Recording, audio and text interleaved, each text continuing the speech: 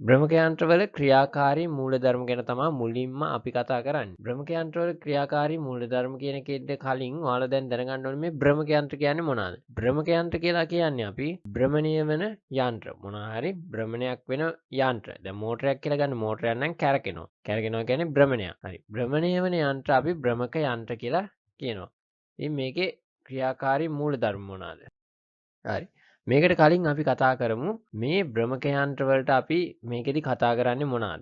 අපි මේකෙදි බ්‍රහ්මක යන්ත්‍ර විදියට ජෙනරේටර් සහ මෝටර කියන දෙක කතා කරනවා. මොකද්ද මේ ජෙනරේටරයක් කියන්නේ සහ මොකද්ද මේ මෝටරයක් කියන්නේ කියන ප්‍රශ්නය ඇති ඔයාලට.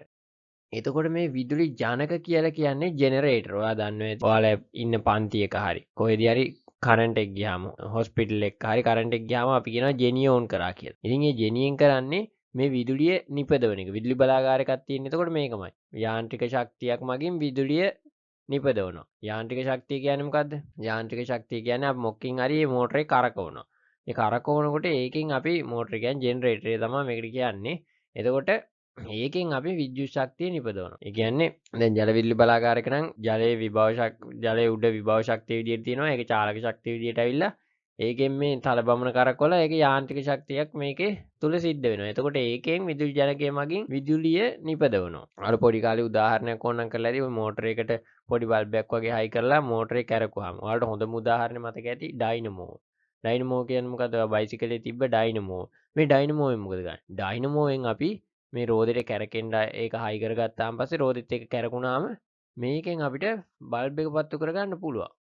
අන්න ඒක තමා මේ යාන්ත්‍රික ශක්තිය විද්‍යුත් ශක්තිය බවට ජෙනරේටින් කරනවා කියන්නේ. ඉතින් මේකම දැන් වාහනවල ඔය බැටරි charge කරන ඕල්ටර්නේටර් එක. ඒ වගේ දේවල් වලත් කරන්නේ මේකමයි. ඉතින් හරි. දැන් මේක ගැන ඔයාලට තේරෙන්නේ නැති ඊට පස්සේ තමයි අපිට කතා කරන්නේ විදුලි මෝටර. විදුලි මෝටර මොනවාද? මෝටර වල ගොඩක් දැකලා ඇති. ගෙදර තියෙන වතුර මෝටරේ. එතකොට එහෙම එතනින් ගියාම ඔයාලට ඔය මේ ගෙදර ඔයාගේ කාමරේ ඇති ෆෑන් එක.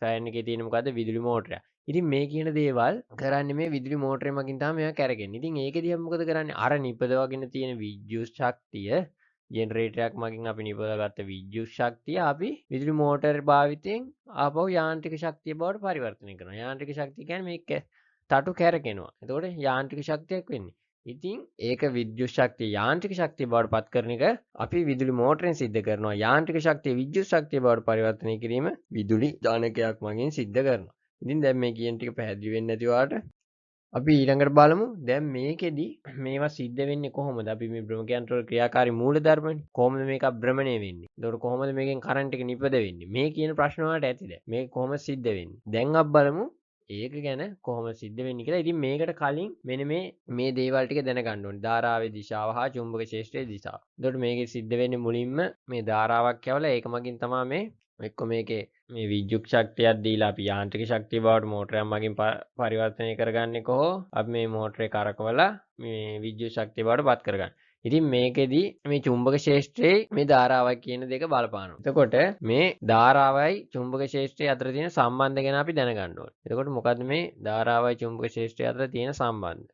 ඔයාලා සමහර විට මේ වෙනකොටත් දන්නවා ඇති සන්නායකයක් තුලින් ධාරාවක් ගමන් කරද්දී ඒක වටේ චුම්බක ක්ෂේත්‍රයක් ඇති වෙනවා. සාමාන්‍ය සන්නායකයක් කියන්නේ කම්බියක් කියලා හිතන්න මේක තුලින් ධාරාවක් යනකොට මේක වටා චුම්බක ක්ෂේත්‍රයක් ඇති වෙනවා.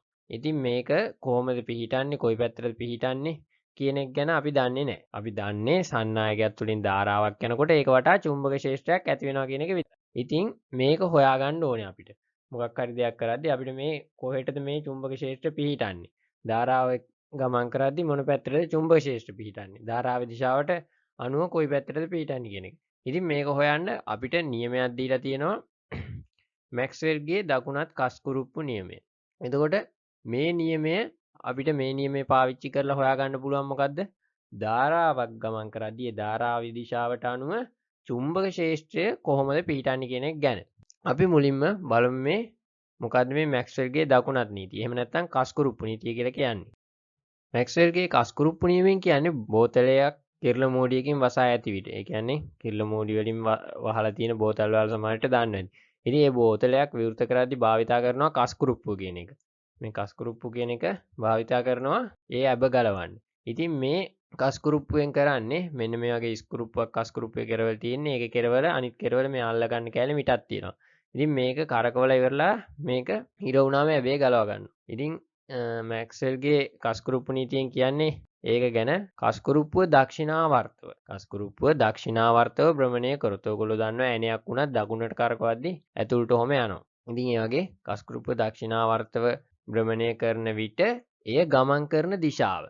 දැන් මේක දක්ෂිනාවර්තව අපි කරකවනකොට ඒක ගමන් කරන දිශාව. එතකොට ඒක ගමන් කරන්නේ කොහෙටද? මෙන්න මේ විදිහට පහළට. පහළට ගමන් කරනවා. මේක දක්ෂිනාවර්තව කරකවනකොට. ගමන් කරන දිශාව සන්නායකය තුලින් විදුලිය ගමන් කරන විදුලි ධාරාව ගමන් කරන දිශාවද කස්කුරුප්පුව භ්‍රමණය කරන දිශාව ශේෂ්ත්‍රයේ චුම්බක බල ශේෂ්ත්‍රේකා ගමන් කරන දිශාවද වේ. ඒ කියන්නේ මොකද්ද? මේ විදිහට කරකවනකොට මේක පල්ලෙහාට යනවා. පල්ලෙහාට යන්නේ මොකද්ද? ඒ දිශාව ධාරාව.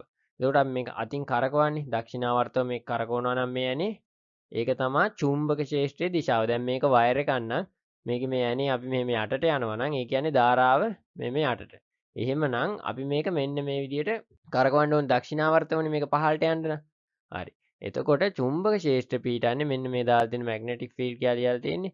ඉතින් මෙන්න මේ විදිහට මෙන්න මේ පැත්තට තමයි චුම්බක ශේෂ්ත්‍ර පීඩන්නේ. ඉතින් ඕක තමයි මේ පළවෙනියටම මේකෙන් කියලා තියෙන මේ කස්කුරුප්පු නියමයෙන්.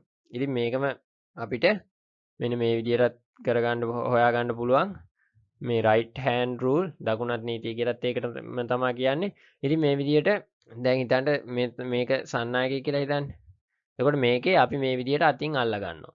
එතකොට මෙහෙම තිබ්බහම අත දැන් මේකේ අපි මේ දකුණට තිබ්බහම මෙන්න මේ මාපට ඇඟිල්ල පිහිටන්නේ ධාරාව ගමන් කරන දිශාවට. එතකොට ධාරාව ගමන් කරන දිශාවට මේ මාපට ඇඟිල්ල මේ විදිහට තියාගත්තාම අපිට එනවා මෙන්න මේ ඇඟිලි ටික පිහිටන දිශාව. ඒ කියන්නේ මෙන්න මේ හැඩයට තියෙන මේ පැත්තට. මෙන්න මෙහෙම. මේ ඊතර ගහලා තියෙන්නේ. ඒ පැත්ත තමයි මේ චුම්බක ශේෂ්ත්‍රයේ දිශාව කියලා කියනවා. දැන් ඔයාලා බලන්න කලින් අර කස්කුරුප්පුවේ සිද්ධිය වගේමයි මේ කස්කුරුප්පුවත් මේ පැත්තට දකුණට කරකවනකොට ඒක යටට යනවා. ඒ වගේම තමයි මේ විදිහට අත තියාගත්තාම මේ මාපට ඇඟිල්ලෙන් පෙන්වන්නේ ධාරාවේ දිශාව. එතකොට ධාරාවේ දිශාව මේ පැත්ත කියලා අපි දන්නවනම් මාපට ඇඟිල්ල මෙහෙට ඉන්න විදිහට තියාගත්තාම චුම්බක ක්ෂේත්‍රය කොයි පැත්තට පිටන්නේ කියලා අපිට නිකම් එනවා. ඉතින් ඕක තමයි ඕකෙදි කතා කරන්නේ. එතකොට මේ විදිහේ මේකෙදි මෙන්න මේ කතිරේ තියෙන්නේ මේ මොකක් හරි චුම්බක ක්ෂේත්‍රයක් තියෙනවා නම් ඒ තලයේ දෙසට මේ මොකක් හරි ධාරාවක් තියෙනවා නම් ඒ ධාරාව තලයේ දෙසට කියන්නයි. එතකොට මේ ඩොට් එක තියෙන්නේ මේ ධාරාව තලයෙන් ඉවතට. ඒ කියන්නේ අපි දෙසට. කතිරේ තියෙනවා නම් අපේ ඉඳන් තලයේ දෙසට ධාරාව. එතකොට මේක කොයි පැත්තට මෙන්න මේ ඊතලෙ පෙන්වන්නේ මෙන්න මේ විදිහට තමයි චුම්බක ක්ෂේත්‍රය පිටන්නේ. එතකොට මේක අනිත් පැත්ත නම් ඒකේ අනිත් පැත්තට තමයි මේ චුම්බක ක්ෂේත්‍රය පිටන්නේ. කියන්නේ තලයේ ඉඳන් අපි දෙසට එනවනම්. ඉතින් ඕක තමයි ඔය ටික කතා කරන්න තියෙන්නේ. දැන් අපි බලමු මොකද්ද මේ පරිනාලිකාවක් හා චුම්බක ක්ෂේත්‍රය කියලා කියන්නේ. දැන් ඊළඟට අපිට කතා කරන්නේ පරිනාලිකාවක ධාරාව හා චුම්බක ක්ෂේත්‍රය. දැන් ඔයාලට මුලින්ම දැන් මේකේ ප්‍රශ්නයක් එනවා මොකද්ද මේ පරිනාලිකාවක් කියලා කියන්නේ. පරිනාලිකාවක් කියලා කියන්නේ සන්නායක දඟරයක්. අර අපි කලින් ගත්තේ තනි සන්නායකයක්. දැන් මේ සන්නායක දඟරයක්. මෝටරයක් ගත්තාම මෝටරේ ඔතලා තියෙනවාම සන්නායක. ඉතින් මේ විදිහට තියෙන මේ සන්නායක දඟරකට තමයි මේ පරිනාලිකාවක් කියලා කියන්නේ. ඉතින් මේක මම එකක් විදිහට මෙන්න මේ විදිහට අරන් පෙන්නන්නම්. දැන් මේකත් කෙලින් තිබ්බ සන්නායකයක් නෙමෙයි මේ විදිහට රවුමක් කරකවපු සන්නායකයක්. හරි. දැන් ඔයාලට පේනවාද? ඉතින් මේ වගේ එකකට තමයි පරිනාලිකාවක් කියලා කියන්නේ. දැන් අපි මොකද්ද මේ පරිනාලිකාවකින් තියෙන වාසිය? පරිනාලිකාවෙන් අපි මේ ඍජු කෙලින් තියෙන සන්නායකයකට වැඩිය ප්‍රබල චුම්බක ක්ෂේත්‍රයක් ඇති වෙනවා. මේ ඇඳලා තියෙන්නේ ඒ විදිහට තමයි. මොකද මේකේ හැඩයන් එක්ක ඔයාලට පේනවා ඇති මෙන්න මේ චුම්බක ක්ෂේත්‍ර මේ පැත්තට පිහිටනවා. එතකොට මේ පැත්තේදී අනිත් පැත්තට පිහිටනවා. මේ අත අපි නැමුවාම අතෙන් අපිට දිශා වෙනවනේ. මේ විදිහට මෙන්න මේ විදිහට වටේටම එනවා. අර අපි කලින් කරපු එකේ නම් මොකද ඒක එක වටා විතරයි.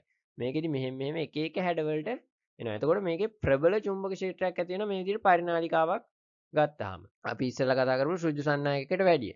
ඉතින් ඒක තමයි මේ පරිනාලිකාව පාවිච්චි ගන්නෙ. දැන් අපි මේ පරිනාලිකාවක් තුළ චුම්බක ක්ෂේත්‍රයේ පිහිටීම කියන එක ගැන කතා කරන්නයි යන්නේ. ඉතින් මේකදී අපිට මේක මේ චුම්බක ක්ෂේත්‍රයේ කොයි පැත්තටද පිහිටන්නේ කියන එක තමයි හොයන්නේ. ඒ කියන්නේ මේ පරිනාලිකාවක් තියෙනවනේ ඒකෙදි මේ චුම්බක ක්ෂේත්‍රයේ උතුර දකුණ කියලා තියෙනවා කියලා ඔයාලා දන්නවනේ north south කියලා. එතකොට මේකේ උතුර කොහෙද? එතකොට මේකේ දකුණ කොහෙද? අන්න ඒ කියන දේවල් ගැන තමයි අපි දැන් හොයන්න යන්නේ. ඒකෙදි ඒක හොයන්න පුළුවන් ක්‍රම දෙකක් තියෙනවා. ඉතින් ඒ ක්‍රම දෙකම ගැන මම කතා කරනවා. එතකොට පළවෙනියටම අපි බලනවා මෙන්න මේ විදියට. මෙන්න මේ විදිහට පරිනාලිකාව. දැන් මම පරිනාලිකාවක් කියලා කිව්වේ මෙන්න මේ වගේ මොනකටද? සන්නායක දඟරයක්. මෙන්න මේ විදිහට ඔතලා තියෙන සන්නායක දඟරයක්. ඉස්සෙල්ලා අපි ගත්තේ එක කොටසක් විතරයි රවුමට තියෙන. දැන් මම අරන් තියෙන පරිනාලිකාව මෙන්න මේ විදිහට. හරි. දැන් මේකෙදි අපිට මේ උතුරයි දකුණයි හොයාගන්න ඕනේ. දැන් මේ north south කියලා මේකේ නම් ගහලා තියෙනවා. දැන් මේකේ උතුර කොහොමද අපි හොයාගන්නේ? දැන් මේ north south කියලා ගහලා නැත්නම් අපි කොහොමද මේකේ උතුර දකුණ හොයාගන්නේ? අන්න ඒ ප්‍රශ්නේ තමයි දැන් තියෙන්නේ. හරි. දැන් අපි බලමු කොහොමද මේක හොයාගන්නේ කියන එක ගැන. මේකෙදි අපි දැන් මේ පරිනාලිකාව දිහා අපි බලන්න ඕනේ මෙන්න මේ පැත්තෙන්. මෙන්න මේ පැත්තෙන් හරි එහෙම නැත්නම් මෙන්න මේ පැත්තෙන් හරි. ඒ කියන්නේ මේ පරිනාලිකාවට මේ මම මේ පොයින්ට් එකෙන් පෙන්නන මෙන්න මේ පැත්තෙන් හරි මේ පැත්තෙන් හරි කෙලින් ඉඳන් බලන්න ඕනේ. එහෙන් බලනකොට මේකේ මෙන්න මෙහෙම පේනවාද මෙන්න මෙහෙම ආව දඟර තියෙන්නේ. මේ ධාරාව අපි මෙහෙන් බැලුවාම මේ ධාරාව එන පැත්ත කොහෙටද යන්නේ කියලා බලන්න. දැන් මේක දඟර යන්නේ රවුන්ඩ් රවුන්ඩ්. එතකොට මේකේ ධාරාව මෙහෙන් ඇවිල්ලා මෙන්න මෙහෙම ඇවිල්ලා මෙහෙට යන්නේ. එතකොට මේකේ මෙන්න මේ දඟරේ මෙන්න මේ පැත්තට තමයි ධාරාව ගමන් කරන්නේ. හරි. එතකොට අපි මේ පැත්තෙන් බලනවා කියන්නේ එතකොට අපිට පේන්නේ මේ රවුමේ මොන පැත්තටද? රවුමේ අපි මේ පැත්තේ නම් බලනවා නම් වාමාවර්තව. හරි. මෙන්න මේ විදියට මෙන්න මේ පරිනාලිකාව දෙස බලනකොට මෙන්න මේ දඟරවල මෙන්න මේ පරිනාලිකාවේ තියෙන මෙන්න මේ වගේ වාමාවර්ත පැත්තට මේ ධාරාව ගමන් කරනවා නම් එහෙනම් අපි මේ බලන පැත්ත මොකද්ද? උත්තරධ්‍රවය. ඒ කියන්නේ north එක. එතකොට මේකට මෙන්න මේ දෙසින් බලනවා නම් මේ දෙසින් බලද්දී අපි කියන්නේ මේ පැත්තෙන් හරි මේ පරිනාලිකාව මේ පැත්තෙන් හරි බලනවා. ඒ බලනකොට දැන් මේ පැත්තේදී අපි වාමාවර්තව ධාරාව යනවා කියලා දැක්කා. එහෙනම් මේක මොකද්ද? උත්තරධ්‍රවය. එතකොට මේක උත්තරධ්‍රවය නම් අනිත් පැත්ත අපිට නිකම්ම කියන්න පුළුවන් දක්ෂිණධ්‍රවය කියලා. හරි. එතකොට අපි දැන් හිතන්න මේ පැත්තෙන් බැලුවා. මුලින්ම මේ පැත්තෙන් බැලුවා. අපි මේකේ උතුර දකුණ දන්නේ. එතකොට අපිට පේන්නේ මොකද්ද? මෙන්න මේ පැත්තට ගමන් කරනවා. එතකොට මේ පැත්තේ නම් බලනකොට මේක අපිට පේන්නේ දක්ෂිණාවර්තව ධාරාව ගමන් කරනවා කියලා. එතකොට මේක දක්ෂිණාවර්තව ගමන් කරනවා නම් ඒ පැත්ත අපිට කියන්න පුළුවන් මේ පැත්තේ නම් බලනවා නම් මේ පැත්ත දක්ෂිණාධ්‍රවය. දක්ෂිණාවර්තව නම් දක්ෂිණාධ්‍රවය. මතක තියාගන්නත් දෙසින් දක්ෂිණාවර්තව නම් දක්ෂිණාධ්‍රවය. එහෙනම් අනිත් පැත්ත මොකද්ද? උත්තරාධ්‍රවය. ඉතින් ඔය විදිහට පරිනාලිකාව තුළ චුම්බක ක්ෂේත්‍රයේ පිහිටීම අපිට බලා ගන්න පුළුවන්. ඕක තවත් විදියක් තියෙනවා. ඉතින් මේකේදී මම පොයින්ට් එක දාලා මේ විදිහට කියලා තියෙනවා. මේකේ මේ උත්තරාධ්‍රවය දක්ෂිණාධ්‍රවය හොයාගන්න විදිය ලියා ගන්න ඕන නෝට් එකක් දාගන්න. හරි. දැන් මේක තමයි අනිත් විදිය. මෙන්න මේ විදිහට දැන් අර කලින් වගේම මේ පරිනාලිකාවේ මෙන්න මේ විදිහට මේ දඟරේ අපි මේ විදිහට අත තියාගත්තාම මේකේ අපි ධාරාවේ හිටින පැත්තට තමයි මෙන්න මේ ඇඟිලි ටික අල්ලගන්නේ. ඔයාලට පේන්නේ ධාරාව උඩට තියෙන්නේ මේ ඇඟිලිත් මෙන්න මේ විදිහට උඩට තියෙන්නේ. එතකොට මහපට ඇඟිල්ලෙන් අපිට පෙන්නනවා මේකේ උත්තරාධ්‍රවය. හරිද? එහෙනම් අපි මේ පැත්ත උතුර කියලා දන්නවනම් මේ පැත්ත දකුණ. පෙරේවත් මේ ඊතල යටට තිබ්බනම් අපි මේ මහපට ඇඟිල්ල එන්නේ මෙන්න මේ පැත්තට. එතකොට මේ පැත්ත උත්තරාධ්‍රවය වෙලා මේ පැත්ත දක්ෂිණාධ්‍රවය. ඉතින් කලින් කියලා දුන්න එකටත් වැඩිය මේක ලේසි ඇති. ඉතින් මේක හරි මතක තියාගන්න. එතකොට ඔයාලට පුළුවන් මේ පරිනාලිකාවක චුම්බක ක්ෂේත්‍රය කොහොමද පිහිටන්නේ? ධාරාවක් ගලා යනකොට කොහොමද චුම්බක ක්ෂේත්‍රය පිහිටන්නේ කියන එක හොයාගන්න පුළුවන්. ඉතින් ඒක ගැනත් අර විදිහටම විස්තරයක් තියෙනවා. ඉතින් ඒකත් ඕනනම් ඔයාලට නෝට් එකක් දාගන්න පුළුවන්. දැන් අපි යමු කොහොමද මේ විදුලි ජනකයක ක්‍රියාකාරී මූලධර්ම. දැන් චුම්බක ක්ෂේත්‍ර ගැන කතා කරලා අපි දන්නවා ධාරාව ගමන් කරද්දී කොහොමද සන්නායකයක් තුළ චුම්බක ක්ෂේත්‍රය ඇති වෙන්නේ කියලා දන්නවා. දැන් අපිට පුළුවන් මේකෙන් විදුලි ජනක ගැන කතා කරන්න. ඉතින් ඔයාලා දන්නවා මෝටර එක හරි මොකක් හරි තියෙන මේ සන්නායක කම්බි ගොඩාක් ඔතලා තියෙන්නේ. එතකොට දැන් ඔයාලට පුළුවන් ඒක නිසා දැන් සන්නායකයක් තුලින් ගමන් කරද්දී ධාරාව මොකද වෙන්නේ කියලා දන්න නිසා විදුලි ජනකයක් ගැන කතා කරන්න. හරි. මුලින් මේකෙදි කතා කරන්න තියෙනවා පරිනාලිකාවක චුම්බක ක්ෂේත්‍රයේ වෙනස් වීමෙන් එහි විද්‍යුත්ගාමක බලයක් ප්‍රේරණය වේ. පරිනාලිකාවක චුම්බක ක්ෂේත්‍රයක් වෙනස් වීමෙන් එහි විද්‍යුත්ගාමක බලයක් ප්‍රේරණය වේ. මේක ඔයාලා සමහර විට මේ දන්නව ඇති. මේ කියන්නේ මොකක් හරි අපේ සන්නායක කම්බියක් තියෙනවා නම් අපි කලින් කතා කරා ඒක තුලින් ධාරාවක් යනවා නම් ඒක වටා චුම්බක ක්ෂේත්‍රයක් ඇති වෙනවා. මතකනේ? ධාරාවක් ගමන් කරනවා නම් සන්නායකෙන් ඒක වටා චුම්බක ක්ෂේත්‍රයක් ඇති වෙනවා කියලා අපි කලින් කතා කරා. ඒ වගේම අපි මේ චුම්බක ක්ෂේත්‍රයක් මේ ධාරාවක් ගලා යන්නේ නැති කම්බියක නිකන් තියෙන කම්බියක අපි මේ කම්බිය වටේ චුම්බක ක්ෂේත්‍රයක් වෙනස් කරොත් ඒ කියන්නේ අපි හිතන්න කාන්දමක් ගෙනල්ලා එහෙම වෙනස් කරොත් අන්න එහෙම වෙනස් කරොත් විද්‍යුත්ගාමක බලයක්. ඒ කියන්නේ මේකෙන් කරන්ට් එකක් නිපද වෙනවා කියලා. විභවයක් නිපද වෙනවා. ඒක තමයි මේ කියන්නේ. කලින් අපි ධාරාවක් යවුවාම මොකද වුනේ? චුම්බක ක්ෂේත්‍රයක් ඒක වටේ පිහිටුණා. හරි. ඒකෙම අනිත් පැත්ත. අපි වටේට චුම්බක ක්ෂේත්‍රයක් වෙනස් වෙන එකක් ඇති කරොත් මේකේ ධාරාවක් හට ගන්නවා. හරි. දැන් මේක අපිට මේ ෆැරඩේ නියමයෙන් දීලා තියෙනවා. ෆැරඩේ නියමයක් මගින් දීලා තියෙනවා. සන්නායකයක ඇතිවන ප්‍රේරිත විද්‍යුත්ගාමක බලයේ විශාලත්වය එහි චුම්බක ශ්‍රාව කැපීමේ ශීඝ්‍රතාවට අනුලෝමව සමානුපාතික වේ කියලා. ඒ කියන්නේ මොකද්ද? අර අපි කිව්වා වගේ කලින්ම සන්නායකයක් තියෙනවා. ඒකේ චුම්බක ක්ෂේත්‍රයක් ඒක වටේට අපි කැපුවොත් එහෙම ඒක තුලින් අපි කියවනේ ධාරාවක් ඇති වෙන විද්‍යුත්ගාමක බලයක් ඇති වෙනවා කියලා. හරි. ඒකේ විශාලත්වය කොහොමද වැඩි වෙන්නේ මේ චුම්බක ශ්‍රාවයත් එක්ක කියලා තමයි කියන්නේ. එයා කියනවා සන්නායකයක ඇති වෙන ප්‍රේරිත විද්‍යුත්ගාමක බලයේ විශාලත්වයේ චුම්බක ශ්‍රාවයේ කැපීමේ ශීඝ්‍රතාවයට අනුලෝමව සමානුපාතික වෙයි. ඒ කියන්නේ වැඩි වුණොත් වැඩි වෙනවා. චුම්බක ශ්‍රාව කැපීම අඩු වුණොත් අඩු වෙනවා. ඒ අනුව තමයි මේ විද්‍යුත්ගාමක බලය තීරණය වෙන්නේ කියලා. ඉතින් හරි කලින් වගේම තමයි අපි ධාරාව වැඩිපුර යවුවොත් ප්‍රබල චුම්බක ක්ෂේත්‍රයක් ඒක වටා ඇති වෙනවා. එතකොට මේකෙදිත් අපි හොඳට චුම්බක ශ්‍රාවයක් කැපීමක් සිද්ධ කරොත් එහෙම ඒකට අනුලෝමව සමානුපාතික විද්‍යුත්ගාමක බලයත් වැඩි වෙනවා. වැඩි වෙනවා හරි අඩු වෙද්දී අඩු වෙනවා. ඉතින් මෙන්න මේක තමයි ඒකට සූත්‍ර විදියට දීලා තියෙන්නේ. මෙන්න මේ විදියට මේකෙන් ඔයාලට තේරෙන්නේ නැති මෙන්න මේ විදියට අපි චුම්බක ක්ෂේත්‍රයක් ගෙනියනකොට මේ වෝල්ට් මීටරෙන් පෙන්වනවා විද්‍යුත්ගාමක බලයක් මේකේ හට ගන්නවා කියලා. දැන් ඒක අපිට මේක E සමානුපාතිකයි. මෙන්න මේ විදියට දාන්න පුළුවන්. එතකොට මේ සූත්‍රයෙන් අපිට හොයාගන්න පුළුවන් මේ විද්‍යුත්ගාමක බලය කියන එක. හරි. ඊට පස්සේ මේ ෆැරඩේගේ නියමේ තව ටිකක් පැහැදිලි කරලා ඒකේ අඩුපාඩු හොයලා මේ ලෙන්ස් නියමයක් දීලා තියෙනවා. ලෙන්ස් එකේදී අපිට මේ දිශාව පිළිබඳ කියවෙනවා. විද්‍යුත්ගාමක බලය ඇති වෙන දිශාව ගැනත් අපිට මේකෙදී කියවෙනවා. මොකද්ද මේ ලෙන්ස්ගේ නියමය?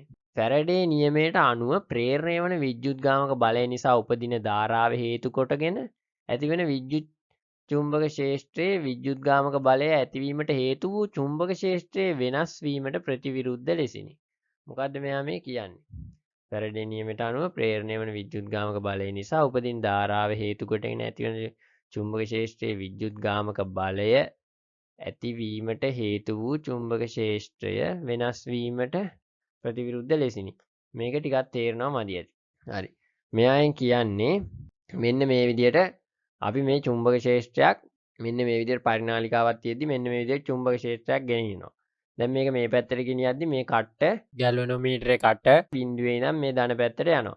හරි. ඒක නැවැත්තුවාම මොකද වෙන්නේ? චුම්බක ක්ෂේත්‍ර කැපීම වෙනස් වෙන්නේ එක තැන තියෙන්නේ. අපි කියන ශ්‍රාවය කැපීම වෙනස් වුණොත් සන්නායකයක් තුළ ධාරාවක් හට ගන්න. හැබැයි මේ වෙනස් වෙන්නේ නැතුව මේක ඇතුළට දාලා නවත්වනවා. ඇතුළට යනකොට මේ විදිහට ධන පැත්තට යනවා. නැවැත්තුවාම බිඳුව වෙනවා. හරි. ඊට පස්සේ ආපහු එළියට අදිනවා. එළියට අදිනකොට අනිත් පැත්තට යනවා. අන්න ඒක තමයි කියන්නේ මේ දිශාවට අනුව මේක වෙනස් වෙනවා කියලා. එතකොට ඒක තමයි මේ දාලා තියෙන E සමානුපාතිකයි ඍණ කියලා. මෙන්න මේ විදිහට කලින් සූත්‍රෙම ඍණ ලකුණ දාලා යොදලා තියෙන්නේ ඒක තමයි.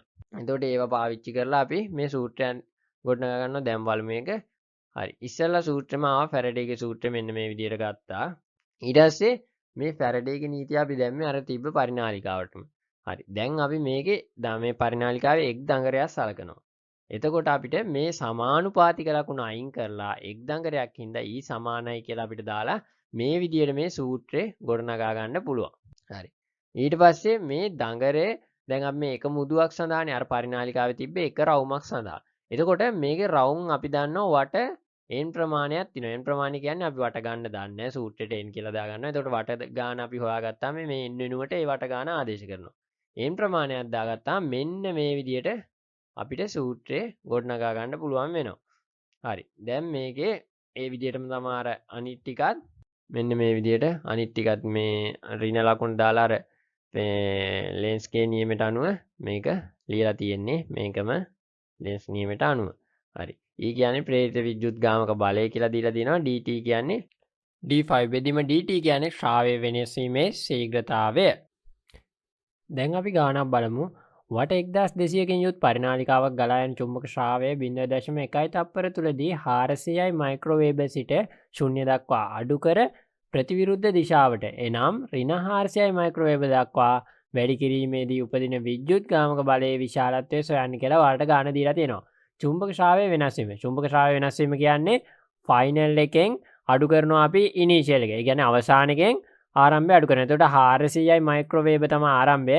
ඍණ 400 තමයි අවසානය. එතකොට අවසානයේ ඍණ 400 ඍණ ධන 400යි මයික්‍රෝවේව. එතකොට ඊතර වෙනස අපිට එනවා ඍණ 800යි මයික්‍රෝවේව කියලා. එතකොට ඒක ඍණ 800 වරක් 10 ඍණ 6යි වේව කියලා අපි අරගෙන තියෙනවා. මයික්‍රෝවේව වල වේව කරන්නේ 10 ඍණ 6ෙන් වැඩි කරලා තියෙනවා. ඔයාලා දන්නවා මයික්‍රෝ කියන්නේ 10 ඍණ 6යි. එතකොට ඒකෙන් වැඩි කරාම අපිට එනවා වේව වලින් මේ සම්මත ඒකක වලින් මේකට උත්තරේ. ඉතින් මේ විදිහට අපේ චුම්බක ශ්‍රාව වෙනස් වීම ලියා ගන්න පුළුවන්. ඊළඟට ඒ සඳහා ගතවන කාලය 0.1යි තප්පර කියලා අපිට ගානේ දීලා තියෙනවා. එතකොට වට ගන්න 1200ක් කියලාත් අපිට ගානේ දීලා තියෙනවා. ඉතින් එතකොට ප්‍රේත විද්‍යුත්ගාමක බලය හොයන සූත්‍රය දන්නවා ඍණයෙන් d5 බෙදීම dt. ඉතින් මේකේ ඍණට ඍණ 800ෙන් ගුණ කරාම මේක ධන වෙලා මෙතන උත්තරය අපිට අවිලා තියෙනවා. e වැඩි කිරීම 1200 වැඩි කිරීම 800 වැඩි කිරීම 10 ඍණ 6 බෙදීම 0.1යි කියලා. ඉතින් මේ විදිහට තමයි මේ ගාන හදන්නේ. ඊට පස්සේ මේක සුළු වුණාම අපිට එනවා උත්තරේ 9.6යි වෝල්ට් කියලා. විද්‍යුත්ගාමක බලය 9.6යි වෝල්ට් කියලා එනවා. ඉතින් මේ විදිහට දැන් ඔයාලට ගානකට මේක ආදේශ කරගන්න තේරෙනවා ඇති. හරි. චුම්බක ක්ෂේත්‍රයක් තුල සන්නායකයක් චලනය වීමේදී ඇතිවන විද්‍යුත්ගාමක බලය ඊළඟ කොටස. චුම්බක ක්ෂේත්‍රයක් තුල සන්නායකයක් චලනය වීමේදී ඇතිවන විද්‍යුත්ගාමක බලය. දැන් මේකේ මොකද්ද මේ වෙනස? අපි කලින් මෙච්චරලා කතා කරේ මොකද්ද? අපි සන්නායකයක්. ඒ කියන්නේ පරිනාලිකාවක අර අපි නියම වලදී කතා කරේ පරිනාලිකාවක් තුල චුම්බක ක්ෂේත්‍රයක් එහා මෙහා යවද්දි තමයි අපි මේ මොකද්ද වෙන්නේ කියන එක ගැන කතා කරේ. දැන් අපි කතා කරේ ෆැරඩේට වැඩි අර ලෙන්ස් එකේදී වෙනස් තුනේ ඇතුළට යනකොට ධන පැත්තට ගියා නම් ආපහු වදිනකොට ඍණ පැත්තට ආවා. හරි. අන්න ඒ වගේ චුම්බක ක්ෂේත්‍රයක් තුල සන්නායකයක් චලනය වීමේදී ඇතිවන විද්‍යුත්ගාමක බලය. දැන් මේකෙදි කරලා තියෙන්නේ ඉස්සෙල්ලා චුම්බක ක්ෂේත්‍රය හැමයා ගෙනිච්චා. දැන් චුම්බක ක්ෂේත්‍රය ස්ථීරව තියෙනවා. සන්නායකේ එහා මෙහා ගෙනියනවා. හරි. ඒකට උදාහරණයක් තමයි මෙන්න මේ තියෙන්නේ. හරි. ඔයාලට දැන් මේක කීවට එච්චර තේරෙන්නේ නැති වෙන්නේ. හරි. ඔයාලට මතක ඇති සමහර විට ඉස්සර අපි පාවිච්චි කරන වෝල්ට් 1.5 වගේ බැටරි වලින් වැඩ කරන මෝටරේ. මේ මෝටරේ ඔයා ගලවලා දිනවා. ඔයාලා ඇතුලේ දන්නේ දෙපැත්තේ ස්ථීර චුම්බක දෙකක් තියෙනවා. මැද්දේ මේ කැරකෙන කෑල්ල වටේ තමයි මේ කම්බි තියෙන්නේ. හරි. ඒ කියන්නේ සන්නායකේ කොහෙද තියෙන්නේ? සන්නායකේ තමයි කැරකෙන්නේ. තේරුණා නේද? එතකොට ඒක වටේදී දෙපැත්තේ තියෙන ස්ථීර චුම්බක දෙක එකම විදියට තියෙනවා. එතකොට මැද්දේ මේ තියෙන සන්නායක කොටස කැරකෙනවා. අන්න ඒ කතාව තමයි මෙන්න මෙතන කියන්නේ. හරි. ඒකට උදාහරණයක් විදියට මෙන්න මේක අරගෙන තියෙනවා. දැන් මේකේ මෙන්න මේ විදියට ස්ථීර චුම්බක දෙකක් තියෙනවා. උතුරින් ඉඳන් දකුණට මෙන්න මේ විදියට චුම්බක ක්ෂේත්‍රය තියෙනවා. හරි. දැන් මේකේ මෙන්න මේ විදියට දෙපැත්තෙන් මේ බාර දෙකක් දාලා තිනවා. මේ බාර දෙකක් කියන්නේ මේක සන්නායක දෙකක් කියලා හිතන්න. එතකොට මේ සන්නායක දෙක වෝල්ට් මීටරයකට සවි කරලා තිනවා. හරි. දැන් මේකේ මෙන්න මේ විදියට සන්නායකයක් තියෙනවා මේ දෙකේ. එතකොට මේ දෙකේ මේවා ටික මොකද එකට කනෙක්ට් වෙලා තියෙන්නේ. ඇයි මේකෙන් මේකට සන්නායනය වෙනවා විදිහේ මේකෙන් මේකට සන්නායනය වෙනවා එකට තියෙන හින්දා. හරි. දැන් මේක මේ විදියට තියෙනකොට මේක අපි අතින් කරකවනවා. දැන් අපි කියේ සන්නායකේනේ අපිට කරකවන්න ඕනේ කියලා. අපි චුම්බක ක්ෂේත්‍රය ස්ථිරව තියාගෙන සන්නායකය වෙනස් කරනවා. සන්නායකය වෙනස් කරනවා. හරි. එතකොට මේ මේක එහා මෙහා අපි තල්ලු කරනවා. දැන් මේක එහාට මෙහාට තල්ලු කරන්න පුළුවන්. එහා මෙහා තල්ලු කරද්දි මොකද වෙන්නේ? මේ චුම්බක ශ්‍රාව කැපීම වෙනස් වෙනවා. චුම්බක ශ්‍රාව කැපීම වෙනස් වෙනවා කියන්නේ සන්නායකයක් තුල මොකද වෙන්නේ? ධාරාවක් හට ගන්නවා. ඒ කියන්නේ විද්‍යුත්ගාමක බලයක් ඇති වෙනවා. හරිද? දැන් අපි කලින් කතා කරා අපි චුම්බක ක්ෂේත්‍රය වෙනස් කරද්දි මතකද කිව්වා සන්නායකයක් තියෙද්දි ඒක වටේට චුම්බක ක්ෂේත්‍රයක් අපි වෙනස් කරුත් ඒ සන්නායකයේ ධාරාවක් අට ගන්නවා.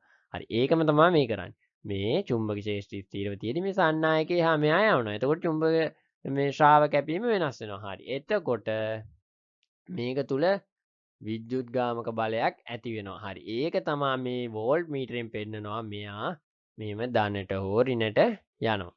හරි. දැන් ඔයාලට ඒක තේරෙන්නේ නැති. එතකොට මේකෙදි මේ පැහැදිලි කරලා තියෙනවා චුම්බක ශ්‍රාව ඝනත්වය B කියලා සමානයි වේව. හරි. මේක මයින් ඒකකයේ තමයි මේකෙත් තියෙන චුම්බක ශ්‍රාව ඝනත්වය කොහොමද මයින් කියන එක ගැන. දැන් අපි බලමු අපිට මේ සන්නායකයක් චලනය කරද්දී ඒ කියන්නේ මේ චලනය වෙන ප්‍රවේගය දැනගත්තොත් අපි කොහොමද මේකේ ඇති වෙන විද්‍යුත්ගාමක බලය හොයන්නේ?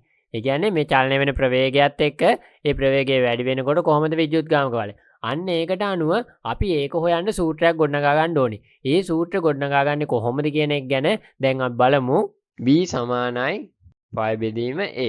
හරි. මෙන්න මේ සූත්‍රය මතක තියාගන්න. හරිද?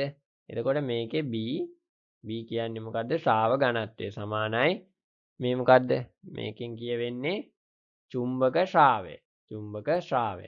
එතකොට A කියන එකෙන් මොකද්ද තේරෙන්නේ? ශ්‍රේෂ්ඨ වර්ගඵලය. ඒ කියන්නේ මේක චුම්බක ශ්‍රාවය දැන් මෙතන උතුරේ ඉඳන් දකුණට තියදී ශ්‍රේෂ්ඨ වර්ගඵලයක් තියෙනවනේ. අන්න ඒ ඒරියා එක තමයි A කියලා කියන්නේ. හරි. එතකොට මෙන්න මේ ටික මතක තියාගන්න ඕනේ. දැන් මේ ෆැරඩේ නියමයට අනුව අපි මේකේ සූත්‍රය ගන්නවා. මෙන්න මේ ෆැරඩේ නියමයට ගත්ත සූත්‍රය. අර E සමානයි කියලා අපි ගත්තේ. අන්න ඒ සූත්‍රය ගන්නවා. එතකොට ඒකෙදි මෙයා වෙනුවට ආදේශ කරලා තියෙනවා BA කියන එක. මොකද්ද මේ කරලා තියෙන්නේ? හරි. මේකෙදි මේ ඔයාලා හිතන්න මෙන්න මේක මෙහෙම තියෙනකොටම මෙන්න මේ A යවනවා අනිත් පැත්තට. අපිට යවන්න පුළුවන් බෙදීමක් තියෙද්දි මේ යට කියන එක සමාන කිරීමෙන් එහාට යද්දි ಗುಣ කිරීම. එතකොට මොකද්ද? BA කියලා එනවා. මෙයා සමානයි BA. හරි. එතකොට මෙන්න මේක වෙනුවට අපි ආදේශ කරනවා BA කියලා. හරිනේ. එතකොට E සමානයි මෙන්න මේ විදිහට සූත්‍රය එනවා. දැන් අරකෙම අපි මේක වෙනුවට මේ BA කියන එක ආදේශ කරනවා. හරිනේ. හරි. මේකේ මේ A කියන්නේ මොකද්ද? A කියන්නේ L වරක් D. ඒ කියන්නේ ඒරියානේ. ඒරියා කියන්නේ දිග වැඩි කිරීම පළල. දැන් එතකොට අපිට මේ A වෙනුවට LD ආදේශ කරලා කෙලින්ම සූත්‍රයක් ගන්න පුළුවන් E සමානයි BLD බෙදීම T කියලා. හරි. දැන් අපිට මේ ටික ආදේශ කරාම මේ විද්‍යුත් ගාමක බලය මේක තුලින් හට ගන්න හොයන්න පුළුවන් නේද? දැන් ෆැරඩේ නියමයයි මේ ටිකයි අනුව අපිට දැන් මේක ගොඩනගා ගත්තා මෙන්න මේ විදිහට. දැන් අපිට මේකෙන් මොකද කරන්න පුළුවන්? අපිට දැන් මේකෙන් පුළුවන් විද්‍යුත් ගාමක බලය හොයන්න. මේකේ තව චුට්ටක් අපි කතා කරොත් එහෙම මේකේ ඔයාලට පේනවා ඇති සමහර විට D බෙදීම T බෙදීම T වෙනුවට තමා මේ V එකක් ආදේශ වෙලා තියෙන්නේ. B තියෙනවා L තියෙනවා. එතකොට V ආදේශ වෙලා තිනවා DT අයින් වෙලා. හරි. මොකද්ද මේ වෙලා තියෙන්නේ? හරි. දැන් අපි කියමුකෝ මේක මෙතන ඉඳන් මේ රොඩ් එක මේ කෙරවලේ ඉඳන් මෙහෙට තල්ලු කරන්න. ඒ තල්ලු කරද්දී එන දුරනේ අපි D කීවේ. L කියන්නේ මේ සන්නායකයේ දිග. සන්නායකයේ දිග කියන එක වෙනස් වෙනවද නැහැ. සන්නායක දිග කියන එක නියතයි. සන්නායක දිග නියතයි. මොකද අපි මේ සන්නායකේ නම් අය වෙලාවෙන් වෙලාවට දිග වෙනස් වෙන්නේ නැහැ. හරිනේ. එතකොට මෙන්න මෙයා එහාට ගෙනියනවා. හරි. මෙයා මේ ගෙනියන දුර තමයි මේ D කියලා අපි කියන්නේ. හරිනේ. එතකොට මේ D බෙදීම T. හරි. D බෙදීම T. එතකොට D කියන්නේ මෙහෙම යනකොට D යම් කිසි විස්ථාපනයක් කියලා ඔයාලට තේරෙනවානේ. එතකොට මෙතන මෙතෙන්ට යන දුර. අපි එතකොට මේ D බෙදීම T. ඒ කියන්නේ D කියන්නේ විස්ථාපනයේ බෙදීම T කියන්නේ කාලය. ඒ කියන්නේ අපිට මේකෙන් එනවා නේද? විස්ථාපනයේ බෙදීම කාලය කියන්නේ ප්‍රවේගය. T සමානයි D බෙදීම T. ඔයාලා සමානට මේ සූත්‍රය දන්නවා ඇති. විස්ථාපනයේ බෙදීම කාලය. හරි. එතකොට අපිට ඒකෙන් V කියන එක එනවා. දැන් මොකද්ද මේ සූත්‍රය මේ D බෙදීම T අයින් කරලා අපිට ලියා ගන්න පුළුවන් E සමානයි VLV කියලා. හරිනේ. හරි. එතකොට ඒකෙන් ගානක් හදමු 80යි පැය කිලෝමීටර් 80යි වේගයකින් ගමන් ගන්නා වාහනයක ඇක්සලයේ දිග 2 මීටර වේ. පොළවේ චුම්බක ශ්‍රාව ඝනත්වය 40යි මයික්‍රෝ ටෙස්ලා නම් ඇක්සලයේ ඇතිවන විද්‍යුත් ගාමක බලය සොයන්න. හරි. චුම්බක ශ්‍රාව ඝනත්වය එතකොට මේක කීයද? චුම්බක ශ්‍රාව ඝනත්වය 40යි මයික්‍රෝ ටෙස්ලා නේද? 40යි මයික්‍රෝ ටෙස්ලා. හරි. එතකොට අපිට මේකේ මයික්‍රෝ කියන එක අයින් කරන්න මොකද කරන්නේ? 10 ඍණ 6ෙන් ගුණ කරනවා. අපි කලිනුත් කිව්වනේ මයික්‍රෝ අයින් කරන්න 10 ඍණ 6ෙන් ගුණ කරනවා. හරි. ඒක ගුණ කරලා ටෙස්ලා කියලා සම්මත එකක වලට අරන් තිනවා. එතකොට ඇක්සලයේ දිග 2 මීටර කියලා අරගෙන තියෙනවා. අපිට 2 මීටර කියලා දීලා තියෙනවා. එතකොට වේගය අපිට එනවා 80යි කිලෝමීටර් පැයට. එතකොට මේක අපි තප්පරයට මීටර කරනවා. ඔයා දන්නවා සම්මත එකකේ මොකද්ද? තප්පරයට මීටර. හරි. එතකොට මේකේ 80 කියන්නේ කිලෝමීටර වලින් තියන්නේ. එතකොට ඒක මීටර කරගන්න මොකද කරන්නේ? 1000න් වැඩි කරනවා. අපි ඊට පස්සේ මේක පැයට තියෙන එක මොකද කරන්න ඕනේ? තප්පර කරගන්න 60 පැය කියන එක 60න් වැඩි කරාම මොකද වෙන්නේ? විනාඩි වෙනවා. පැය එකයි නම් ඒක 60න් වැඩි කරාම මොකද? පැයට විනාඩි 60යිනේ. එතකොට 60 වෙනවා. වැඩි කිරීම ඒක ආපහු 60න් වැඩි කරාම තප්පර වෙනවා. හරි. මේක මේ විදිහට බෙදුවාම අපිට උත්තර එනවා 22.2 ms ඍණ 1 කියලා. තප්පරයට මීටර 22.2 කියලා. එතකොට ඒදී උපදින විද්‍යුත් ගාමක බලය අපිට හොයන්න පුළුවන් E සමානයි මොකෙන්ද? BLV.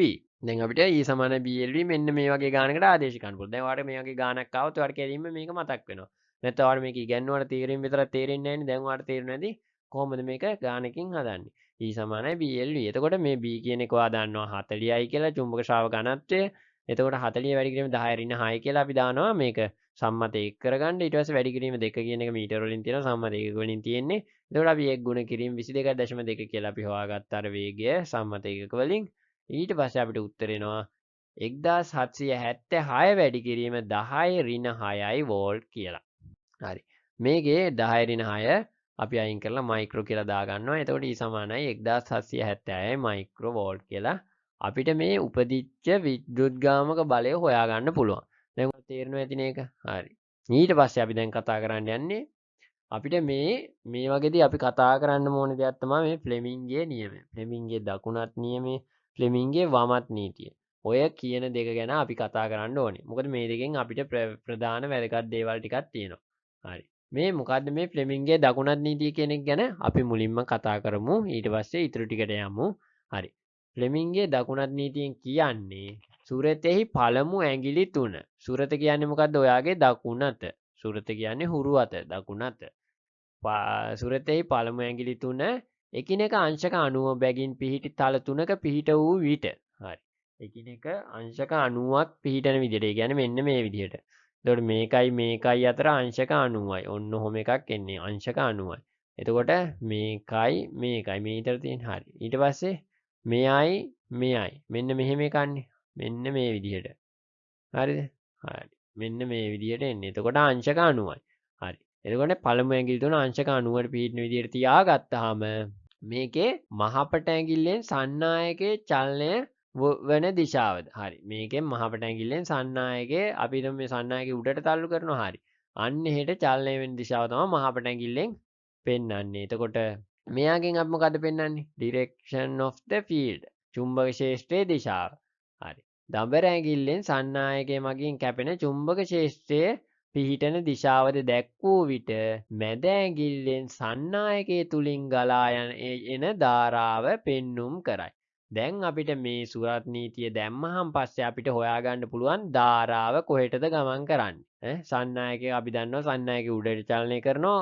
අපි මේ විදිහට මැග්නටික් ෆීල්ඩ් එක දන්නවා උතුරේ ඉඳන් දකුණට මෙන්න මේ පැත්තට. හරි. මෙහෙම ඇඟිලි තුන තියාගත්තාම මහපට ඇඟිල්ල බලයේ දිශාව ඒ කියන්නේ මේ විදිහට උඩට අපි සන්නායකය චලනය කරන්නේ. එතකොට චුම්බක ක්ෂේත්‍රය අපි දන්නවා මේ පැත්තට. එතකොට අපිට එනවා ධාරාව එහෙනම් මේ සන්නායකයේ මෙන්න මේ පැත්තේ ඉඳන් මේ පැත්තට කියලා ඔයාලට තේරෙනවා ඇති. හරි. දැන් ඔයාලට තේරෙනවා ඇති මොකටද මේ ෆ්ලෙමින්ගේ දකුණත් නීතිය අපිට ඕන වෙන්නේ. මෙන්න මේ විදිහට මොකක් හොයාගන්නද ඕනි කියන එක දැන් ඔයාලට පැහැදිලි ඇති. හරි. ඒක තමයි කිව්වේ මේක ඉස්සරහට ඕන වෙනවා. මේ මෝටරයක් ගැන කතා කරද්දී මෝටරේ ධාරාවත් එක්ක කොහෙටද මේ මෝටරේ කැරකෙන්නේ? ඒ කියන දේවල් වලට මේක අනිවාර්යෙන් වැදගත් වෙනවා. දැන් විදුලි මෝටරයේ ක්‍රියාකාරී මූලධර්මයට යමු. හරි. දැන් මේකෙදි කරන්නේ අර අපි කලින් කරපු එකේම මේකේ මොකද කරලා තියෙන්නේ බැටරියක් දාලා. කලින් අර ජෙනරේටර් විදියට ගත් එකට මේ වෝල්ට් මීටර යන්නේ කලින් හයි කරේ. ඒ අපිට එන විද්‍යුත්ගාමක බලය මැනගන්නනේ. දැන් අපි බැටරියකින් කරන්ට් එක දෙනවා. දැන් අපිට මොකද වෙන්න ඕනේ? දැන් ඉස්සෙල්ලා අපි මෙයා තල්ලු කරා. තල්ලු කරද්දි මේකේ වෝල්ට් මීටරේ විභවයක් ඇති වුණා. මොකද චුම්බක ශ්‍රාව කැපීම වෙනස් වුණානේ. හරි. දැන් අපි මෙයා තුලින් ධාරාවක් ගමන් කරනවා. එතකොට මොකද වෙන්නේ? මෙයා තුලින් ධාරාවක් ගමන් කරනවා කියන්නේ මෙයා තුල මෙයා වටා ආපහු ඇති වෙනවා චුම්බක ක්ෂේත්‍රයක්. ඔයා දන්නවා සන්නායකයක් තුලින් ධාරාවක් ගමන් කරද්දී ඒක වටා චුම්බක ක්ෂේත්‍රයක් ඇති වෙනවා කියලා අපි මේක පාඩම පටන් ගත්ත මුලින්ම අපි මේක ගැන කතා කරලා ආවේ. හරි. එතකොට මේක වටා චුම්බක ක්ෂේත්‍රයක් ඇති වෙනවා නම් මෙතන චුම්බක ක්ෂේත්‍රයක් තියෙනවා. එතකොට චුම්බක ක්ෂේත්‍ර වලට සමාන චුම්බක ක්ෂේත්‍ර ඇති වුණාම මොකද වෙන්නේ? උතුරට උතුර සෙට් වුණොත් මොකද වෙන්නේ? ඔයාලා පොඩි කාලෙත් කරලා ඇරි කාන්දන් එකිනෙක තල්ලු වෙනවා. එකක් ලං කරද්දී අනික ඈතට විසි වෙනවා. හරිද? එකම පැත්ත කරොත් තමයි ඇලෙන්නේ. හරි. සමාන චුම්බක ක්ෂේත්‍රයක් හටගත්තොත් උතුරට උතුර මේක පැත්තෙත් ආවොත් දැන් මොකද වෙන්නේ? අන්න මෙයා විකර්ෂණය කරනවා. හරි. එතකොට මෙයා මෙන්න මේ විදිහට එක පැත්තකට එක්තරා පැත්තකට තල්ලු වෙන්න බලනවා. කලින් අපි තල්ලු කරාම විද්‍යුත්ගාමක බලයක් ඇති වුණා. ඒ කියන්නේ ජෙනරේටර් එක වැඩේ කරා.